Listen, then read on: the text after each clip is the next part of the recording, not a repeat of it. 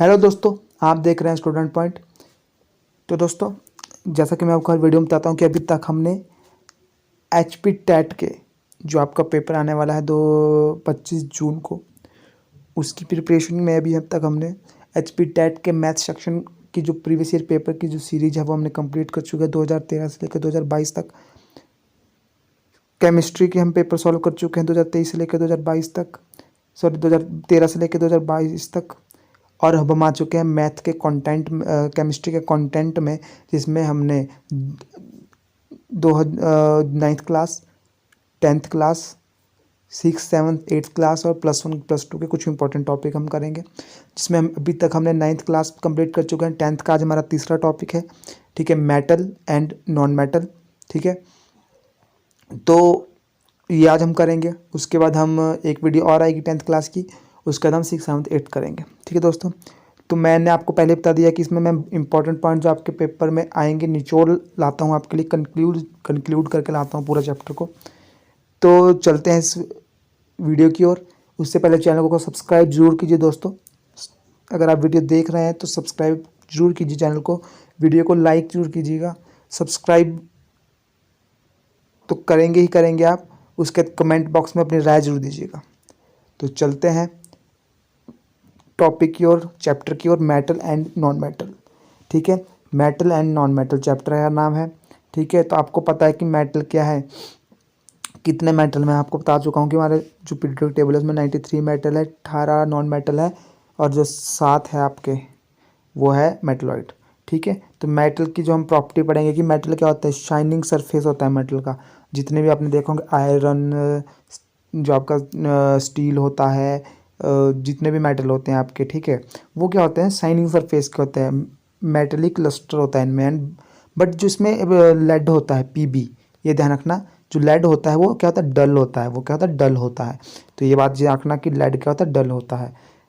Metals are hard, ठीक है, परंतु एक्सेप्शन क्या है इसमें, मरकरी। मरकरी ऐसा मेटल है जो क्या है, लिक्विड है रूम टेम्परेचर पर। ये इंपॉर्टेंट है, बहुत बार आता है, इंपॉर्टेंट है, ठीक है। Malleable beaten into thin sheet, देखो मेलेबल क्या होते हैं, ये भी प्रॉपर्टी आती है, ये भी इंपॉर्टेंट, ये भी इंपॉर्टेंट, ये भी इंपॉर्टेंट। मेलेबल क्या होते हैं, जिनको हम शीट में बीटन कर सकते हैं, जिनको हम शीट में कन्वर्ट कर सकते हैं। और सबसे ज़्यादा मेलेबल कौन से होते हैं, gold and silver. Gold and silver सबसे ज़्यादा मेलेबल होते हैं। और डक्टाइल क्या होते हैं, ये भी इंपॉर्टेंट है। डक्टाइल क्या होते हैं, जो ड्रॉन टू वायर, जिसको हम वायर में बना सकते हैं, ठीक है। तो गोल्ड सबसे ज़्यादा डक्टाइल है, ठीक है। तो गोल्ड को क्या है, हम वायर में कन्वर्ट कर सकते हैं। तो ये प्रॉपर्टी, चारों प्रॉपर्टी इंपॉर्टेंट है दोस्तों, इन्हें जरूर याद कर रखिएगा। और गोल्ड सबसे ज़्यादा डक्टाइल है, सबसे ज़्यादा मेलेबल है, ये याद रखिएगा। अगला जो हमारा है, metal good conductor of heat and have a high melting point. जो मेटल का होता है, गुड कंडक्टर ऑफ हीट होते हैं एंड क्या होते हैं कि हाई मेल्टिंग पॉइंट होता है।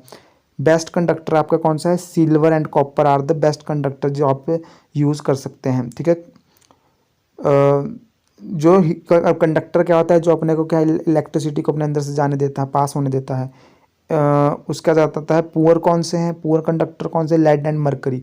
मरकरी आपको पता है लिक्विड फॉर्म में होता है, ठीक है, ये भी पुअर कंडक्टर ऑफ कंडक्टर है। और जो लेड है, इलेक्ट्रिसिटी के पुअर कंडक्टर है, और लेड भी पुअर कंडक्टर है, ठीक है।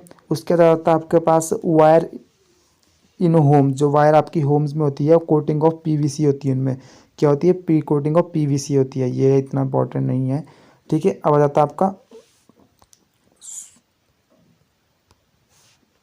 सोनारस। सोनरस क्या होता है, सोनरस होता है जो आपकी प्रॉपर्टी ये होती है, जिसमें क्या है, produce sound of striking hard surface. जैसे ही आपको, आप बर्तन लो घर में, उसमें जब आप हार्ड उसमें आप डंडे से मारेंगे, अपने हाथ से मारेंगे, तो वो क्या है, वो टन की आवाज़, मतलब, या आप बोल सकते हैं कि उसमें से हार्ड आवाज़ आएगी, ठीक है। तो उसको बोलते हैं सोनरस, ठीक है। Produce sound on striking hard surface, sound produce करते हैं टन की आवाज़, ठीक है। तो होते हैं, उसका रहता है नॉन मेटल। तो नॉन मेटल कौन कौन से आपके, देखो, जो आपका हाइड्रोजन हो गया, ऑक्सीजन हो गया, आपके iodine, calcium, fluorine, chlorine, bromine, iodine, ठीक है, उस साइड के, ठीक है, वो क्या है, नॉन मेटल है। कार्बन, सल्फर, ये क्या है, नॉन मेटल है सारे, इधर सॉलिड और गैस। और ये क्या होते हैं, जो नॉन मेटल होते हैं, या तो वो सॉलिड होते हैं या गैस होते हैं। पर ब्रोमाइन, इनमें एक ऐसा नॉन मेटल है जो क्या है लिक्विड है और ये इंपॉर्टेंट है आता है। ब्रोमाइन क्या है, ऐसा नॉन मेटल है जो लिक्विड है। और मेटल में कौन सा ऐसा, वो है मरकरी। ठीक है, उसके बाद आता है आपका हेलोजन, नोबल गैसेस। ठीक है, ये क्या है सब गैस, ये क्या है नॉन मेटल है। ठीक है, तो यहाँ को 18 टोटल मेटल्स है, 18 एलिमेंट्स है टोटल, जिसमें से 18 नॉन मेटल है, 7 मेटलॉइड है, 93 मेटल है। ठीक है, ये याद रखने की इतनी जरूरत नहीं है पर तब भी। उसके बाद आता है मेटलॉइड्स। मेटलॉइड्स कौन कौन से हैं, बोरोन है, सिलिकॉन है, जर्मेनियम है, आर्सेनिक है, एंटीमनी है, टेलेरियम है और क्या है पोलोनियम है। ठीक है, तो ये आपके मेटलॉइड है। मेटलॉइड पूछ लेता है कि भाई ऑप्शन पे इनमें से कौन सा मेटलॉइड नहीं है, तो ये 7 मेटलॉइड आपको याद होने ही चाहिए। पूछ देता है कि इनमें से कौन सा मेटलॉइड नहीं है, पूछ देता है इनमें से कौन मेटलॉइड है, तो कौन सा है boron, silicon, germanium, arsenic, antimony, tellurium, polonium. तो 7 है, boron, silicon, germanium, arsenic, antimony, tellurium, polonium. ये ध्यान रखिएगा। आगे चलते हैं। Exception in metal and non metal में एक्सेप्शन क्या है, all metal except mercury solid at room temperature. Mercury के अलावा सब सॉलिड है रूम टेम्परेचर पे है। ठीक है, सॉलिड है सारे रूम टेम्परेचर। मेटल है हाई मेल्टिंग पॉइंट एक्सेप्ट क्या, गैलियम एंड सीजियम। इनका क्या है हाई मेल्टिंग पॉइंट है, पर किसका, गैलियम और सीजियम ऐसे मेटल है जिनको क्या है हल्का सा रूम टेम्परेचर से आप थोड़ा सा गर्म करेंगे तो लिक्विड फॉर्म में आ जाएंगे। तो गैलियम एंड सीजियम क्या है, ऐसे नॉन मेटल है जिनका क्या है, जिनका लो मेल्टिंग पॉइंट है, गैलियम एंड सीजियम। ठीक है, उसका आता है iodine is the non metal but lustrous. देखो जो आयोडीन है वो नॉन मेटल है परंतु वो चमकदार है। ठीक है, आयोडीन ऐसा नॉन मेटल है जो लस्ट्रियस है। ठीक है, ठीक। Carbon is the non metal but exist in the different form of each form is called allotropes. देखो जो कार्बन है वो नॉन मेटल परंतु एग्जिस्ट करता है वो डिफरेंट फॉर्म ऑफ एल्ट्रॉप्स में, मतलब उसके डिफरेंट कंपाउंड होते हैं, बहुत सारे कंपाउंड।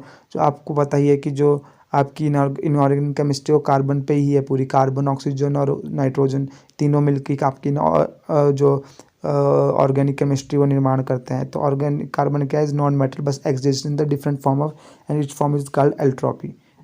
ठीक है, तो ये ध्यान रखिएगा। बाकी अल्कली मेटल जो लिथियम, सोडियम एंड पोटाशियम है, ठीक है, अल्कली मेटल होते हैं आपके।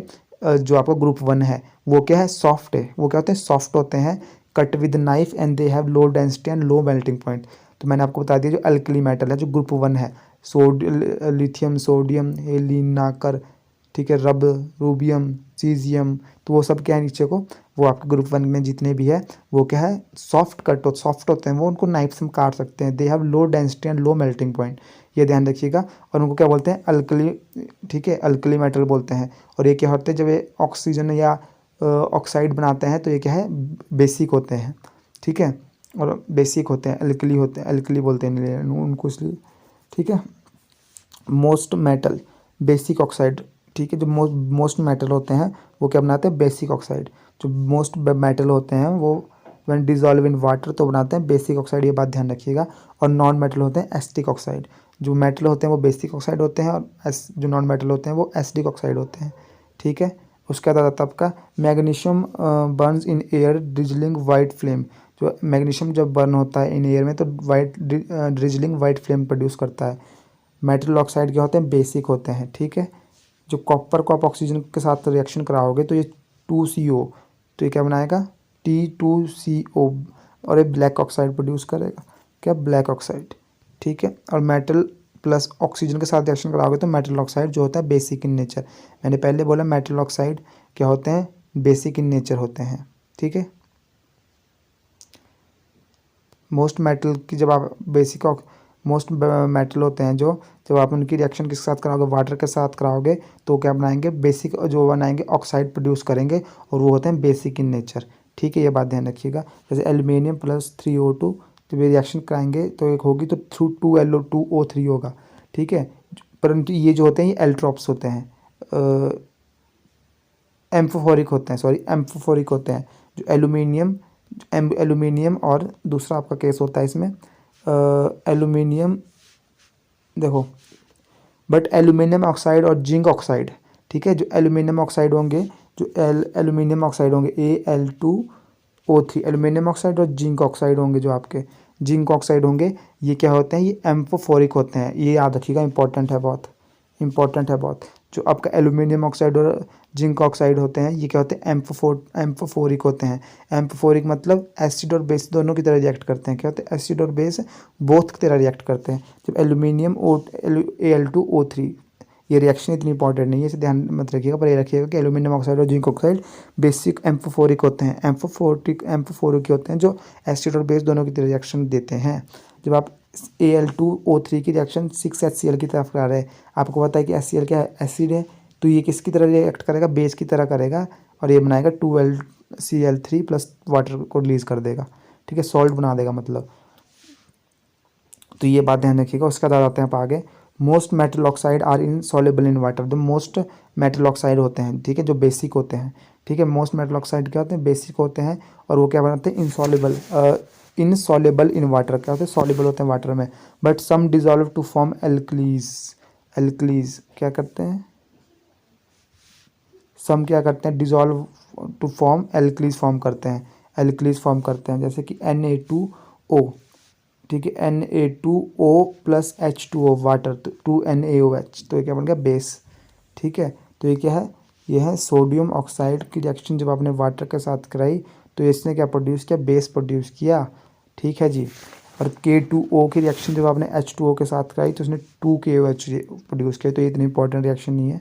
ठीक है, reaction of oxygen, different metal show different activity toward oxygen. अब हम इनकी रिएक्शन कराएंगे। अभी हम वाटर के साथ कर रहे थे, जो मेटल ऑक्साइड बना रहे थे वो, या मेटल हाइड्रोक्साइड बना रहे थे। ठीक है, अब हमने रिएक्शन विद ऑक्सीजन करेंगे। जब metal potassium and sodium react so vigorously that they catch fire in the open. देखो, जो भी आपके मेटल के साथ कैसे रिएक्शन करते हैं, जो आपके पोटाशियम होते हैं, सोडियम होते हैं, ये रिएक्ट करते हैं और एकदम से आग पकड़ लेते हैं। तो इसलिए इनको किस में रखा जाता है, कीप्ड इन केरोसिन ऑयल। इंपॉर्टेंट है कि सोडियम और पोटाशियम को किस में रखा जाता है, केरोसिन ऑयल में। एंड मेटल MgAl, जिंक और ठीक है, लेड लेयर ऑफ ऑक्साइड बनाते हैं, प्रोटेक्ट फ्रॉम ऑक्सीडेशन। जब ये क्या होते हैं, मैग्नीशियम, एल्यूमिनियम, जिंक क्या है, ये जब इसके साथ रिएक्शन करते हैं तो एक लेयर बना देते हैं अपने ऊपर। ठीक है, एक लेयर प्रोड्यूस कर देते हैं जो क्या है, फिर से उनको ऑक्सीडाइड नहीं होने देती। ठीक है, और आगे वो रिएक्शन नहीं करते ऑक्सीजन के साथ। बाकी आयरन और कॉपर और जो आपका गोल्ड है, क्या है, no burning heating, iron feeling smart particle. देखो, जो आयरन होता है ये तो रिएक्शन करता ही नहीं। जब इसको आप ऑक्सीजन के साथ करोगे, अगर हीट भी करोगे तब भी ये क्या है, रिएक्शन नहीं देगा। हाँ, इसके स्मॉल पार्टिकल होंगे तो वो क्या होंगे, वो थोड़ा बर्न हो जाएंगे। बाकी copper not burn, black coloured layer produce करता है ये। और gold and silver not react O2 on high temperature पर भी रिएक्ट नहीं करते O2 से। ठीक है, तो इसमें ध्यान रखने योग्य बात ये है कि जो आपका, देखो ये रिएक्टिविटी सीरीज है, रिएक्टिविटी सीरीज को इन्होंने यहाँ पे एक्सप्लेन किया है। देखो रिएक्टिविटी सीरीज ये वाली, देखो जो पोटाशियम एंड सोडियम है, ये क्या है, इसको याद रख लेना। Please stop calling me careless zebra, instant try learning how copper save gold. तो प्लीज से हो गया potassium, sodium, calcium, magnesium, aluminium, carbon, zinc, iron, tin, lead, hydrogen, copper, silver, gold. तो ये नीचे को रिएक्टिविटी सीरीज क्या कम होती है, नीचे गोल्ड सबसे कम रिएक्टिव है। ठीक है, तो इसे याद कर लीजिएगा। ठीक है, तो पोटाशियम है, जो पोटाशियम है वो क्या है, सबसे ज़्यादा रिएक्टिव है। और सोडियम, ये क्या करते हैं, ये अगर इनको हवा में भी इनको ऑक्सीजन की प्रेजेंस में भी रखा जाए तो ये क्या एकदम से आग पकड़ लेंगे, इसलिए इन्हें केरोसिन में रखा जाता है। ठीक है, कैल्शियम, मैग्नीशियम, एल्यूमिनियम, ठीक है, कैल्शियम, मैग्नीशियम, एल्यूमिनियम है जो, और जिंक। ठीक है, इनको इनको क्या है, अगर आप इनको ऑक्सीजन की प्रेजेंस में रखेंगे तो क्या है, अपने ऊपर एक ऑक्साइड की लेयर बना लेंगे, जिसकी वजह से क्या है, ये आगे फर्दर ऑक्सीजन की प्रेजेंस में रिएक्शन नहीं देंगे। ठीक है, आयरन और जो आयरन है, और ठीक है, इसको क्या है, आयरन को क्या है, अगर आप ये ऑक्सीजन के साथ प्रेजेंस में रिएक्शन नहीं देता, ठीक है, अगर आप इसे हीट करोगे तब भी ये नहीं जलता। ठीक है, तब भी ये नहीं जलता। बाकी कॉपर और गोल्ड, ठीक है, कॉपर और गोल्ड है, ये क्या है, ये हाई टेम्परेचर में भी रिएक्ट नहीं करते। ठीक है, ये हाई टेम्परेचर में भी रिएक्ट नहीं करते O2 के साथ, ऑक्सीजन के साथ। ठीक है, अब आ जाते हैं, ये आपके क्लियर हो गए, इसे ध्यान रखिएगा दोस्तों। आगे चलते हैं, metal reaction with dilute acid. Metal reaction with, देखो मेटल जब आप डाइल्यूट एसिड के साथ रिएक्शन कराओगे मेटल की तो ये बनाएगा salt plus H2, salt plus H2। जैसे ZNO है, ZNO3 है, ये क्या है, एसिड है, जब H2 नॉट इवॉल्व। ठीक है, देखो मैंने आपको क्या बताया कि मेटल के साथ अगर आप एसिड की रिएक्शन कराओगे तो सॉल्ट और H2 गैस रिलीज करेगा। ठीक है, परंतु जो HNO3 है ये ऐसा क्या है, ऐसा एसिड है जो H2 not evolve, H2 evolve नहीं करेगा। अगर आप HNO3 की रिएक्शन कराओगे ना डाइल्यूट एसिड के साथ, बल्कि मेटल की रिएक्शन कराओगे ना जब आप मेटल की रिएक्शन कराओगे ना HNO3 के साथ, HNO3 के साथ, तो ये क्या करेगा, ये क्या करेगा, H2 नॉट इवॉल्व, ये H2 इवॉल्व नहीं करेगा। ठीक है, ठीक है, और ये क्या करेगा, नाइट्रोजन ऑक्साइड इटसेल्फ रिड्यूसिंग होता है, खुद रिड्यूस करता है, रिड्यूसिंग होता है ये। तो ये क्या करता है, N2 और NO और NO2 की फॉर्म में कन्वर्ट कर देता है उसको। ठीक है, बट H2, ठीक है, ये H2 इवॉल्व नहीं करता परंतु H2O करता है। ठीक है, तो स्ट्रॉन्ग ऑक्सीडेशन एजेंट होता है HNO3। तो इसमें याद रखना कुछ नहीं, आपको एक याद रखना है कि HNO3 आपका H2 प्रोड्यूस नहीं करता। ठीक है, पहली बात। और रखना है कि ये स्ट्रॉन्ग ऑक्सीडेशन एजेंट है। ठीक है, ये दो आपको बात ध्यान रखनी है। और ये नाइट्रोजन डाइऑक्साइड, नाइट्रोजन ऑक्साइड और नाइट्रोजन डाइऑक्साइड प्रोड्यूस करता है। अब आता है आपकी कैल्शिनेशन एंड रोस्टिंग, ये सबसे इंपॉर्टेंट है।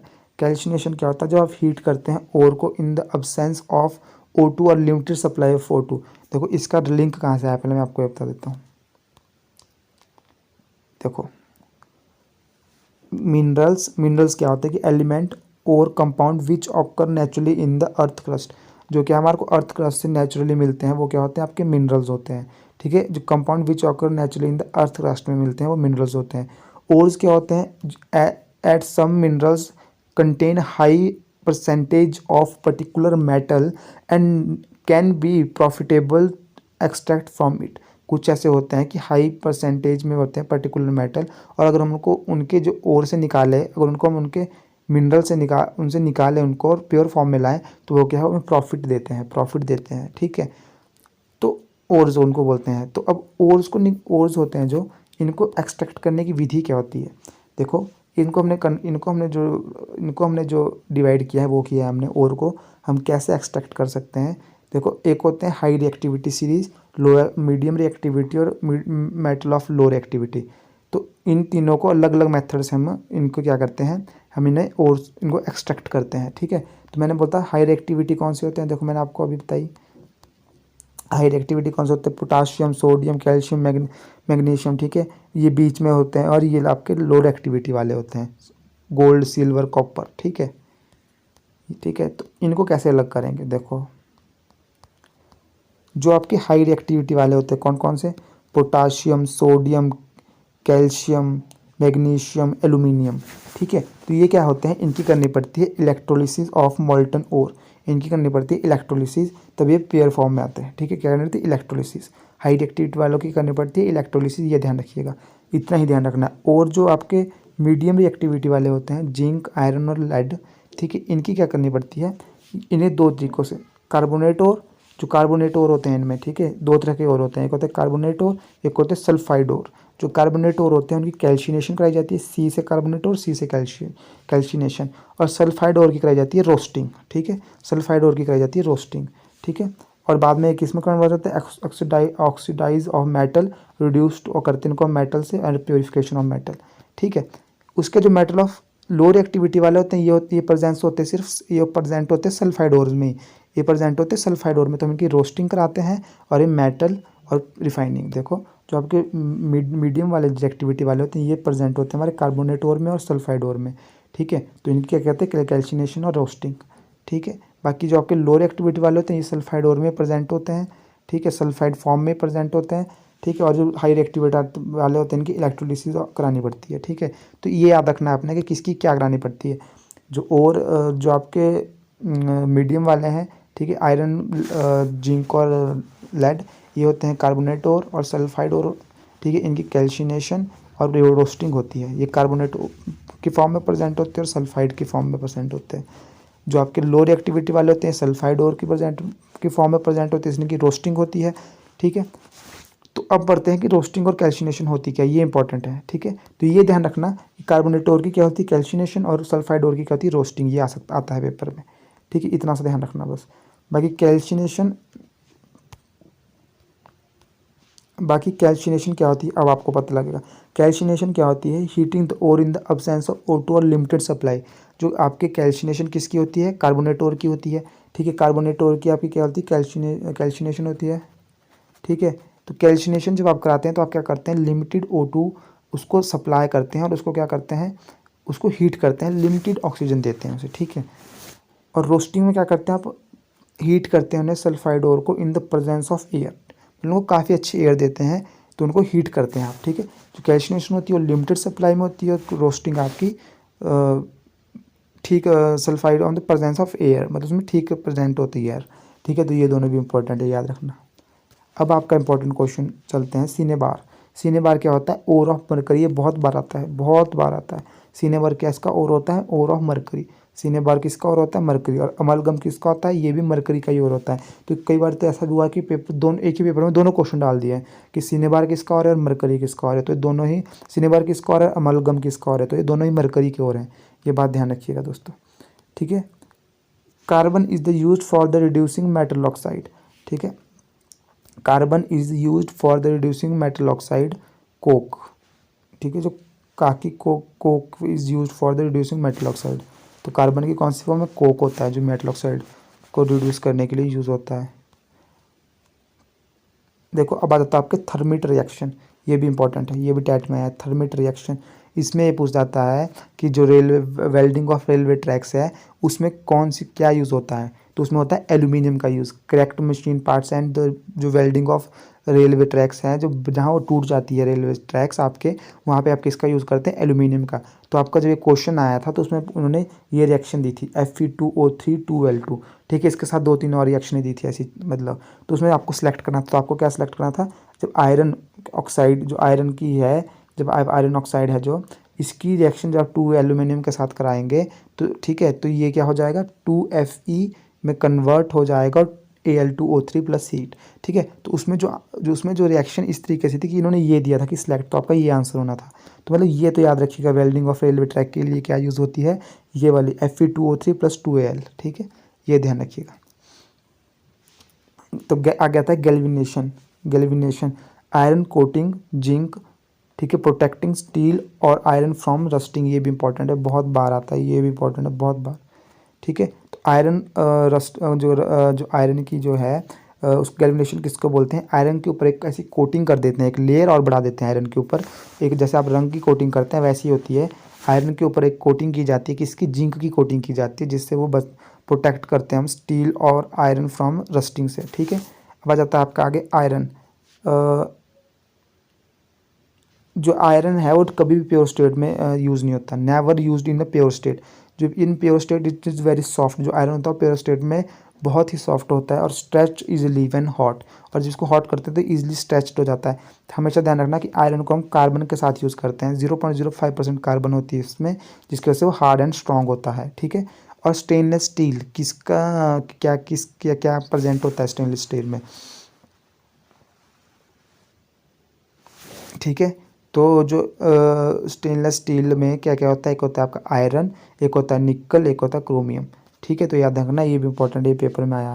तो मैक्सिमम क्वेश्चन मैंने लिखे ही ऐसे हैं जो पेपर में आए हैं। ठीक है, तो आयरन निकल एंड क्रोमियम आपका स्टेनलेस स्टील होता है।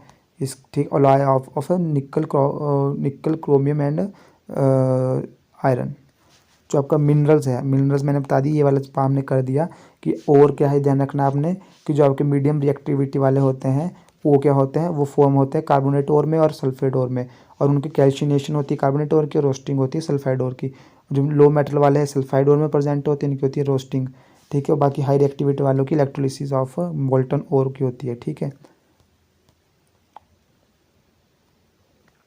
देखो दोस्तों अब आता है हमारा मैग्नीशियम। ठीक है, तो ये कहाँ से आया, ये कहाँ से आया, जो हमने पीछे बात कर रहे थे हम कि कौन जो मेटल है, जब वो रिएक्शन कराते हैं, जब मेटल रिएक्शन करते हैं, ठीक है, एसिड के साथ, डाइल्यूट एसिड के साथ, तो वो क्या प्रोड्यूस करते थे वहाँ पे, H2 गैस इवॉल्व करते थे, जहाँ पे क्या था, जो आपका नाइट्रेट एसिड था, ठीक है, HNO3 था जहाँ पे, ठीक है, वो H2 गैस इवॉल्व नहीं करता था, ठीक है, वो एक ऐसा डाइल्यूट एसिड था जो H2 गैस इवॉल्व नहीं करता था, बट H2 करता था, परंतु वाटर निकालता था वो, ठीक है, ठीक है। और ये स्ट्रॉन्ग ऑक्सीडेशन एजेंट होता है, ये बात ध्यान रखनी थी, ठीक है। अब पहुँचते हैं हम यहाँ पे, मैग्नीशियम होता है, जो मैग्नीशियम होता है ये HNO3 के साथ जब रिएक्शन करता है तो ये क्या देता है, H2 गैस इवॉल्व करता है, ठीक है, परंतु जो मैग्नीशियम होता है, ठीक है, मैग्नीशियम एक ऐसा मेटल है जो HNO3 के साथ H2 गैस इवॉल्व करता है, बाकी कोई मेटल नहीं करता। पीछे मैंने बताया था कि H2 जब नाइट्रिक एसिड के साथ HNO3 के साथ कोई भी मेटल आपका H2 गैस इवॉल्व नहीं करता, निकालता नहीं, क्या करते हैं वो H2O निकालते हैं, वाटर निकालते हैं, परंतु जो आपका मैग्नीशियम है वो एक ऐसा मेटल है जो H2 गैस इवॉल्व करता है, तो ये बात ध्यान रखना, ठीक है। मेटल विद HCl, जो मेटल विद HCl के साथ कैसे जाए, तो मेटल जो HCl के साथ रिएक्शन करते हैं तो ये क्या बबल फॉर्मेशन करते हैं, ठीक है। और मैग्नीशियम जल्दी रिएक्ट होता है एल्यूमिनियम, जिंक, आयरन, ठीक है, और ये बबल फॉर्मेशन करते हैं HCl के साथ सभी, बस copper do not react, copper HCl के साथ रिएक्ट नहीं करता, ये बात ध्यान रखना, कॉपर HCl के साथ रिएक्ट नहीं करता, ठीक है। अब आ जाता है एक्वारिजिया, ये इंपॉर्टेंट है दोस्तों, ये इंपॉर्टेंट है, ये बहुत इंपॉर्टेंट है। एक्वारिजिया क्या होता है, 3 parts of HCl and 1 part of nitric acid, ठीक है। इसमें क्या होता है, HCl क्या होता है, एक्वारिजिया क्या होता है, 3 पार्ट्स ऑफ HCl होते हैं इसमें और 1 part of HNO3 nitric acid होता है, ठीक है। तो ये हमेशा आता है कि एक्वारिजिया किस रेशो में होता है, 3:1, ठीक है, 3 parts of HCl and 1 part of HNO3, ठीक है, ये बात हमेशा ध्यान रखना। और ये गोल्ड को भी अपने अंदर क्या, gold platinum jewellery dissolve and platinum और हाईली कोरोसिव फ्लमिंग लिक्विड, देखो ये गोल्ड को, प्लेटिनम ज्वेलरी को भी अपने अंदर डिजॉल्व कर लेता है एक्वारिजिया, ये बात ध्यान रखना, ठीक है।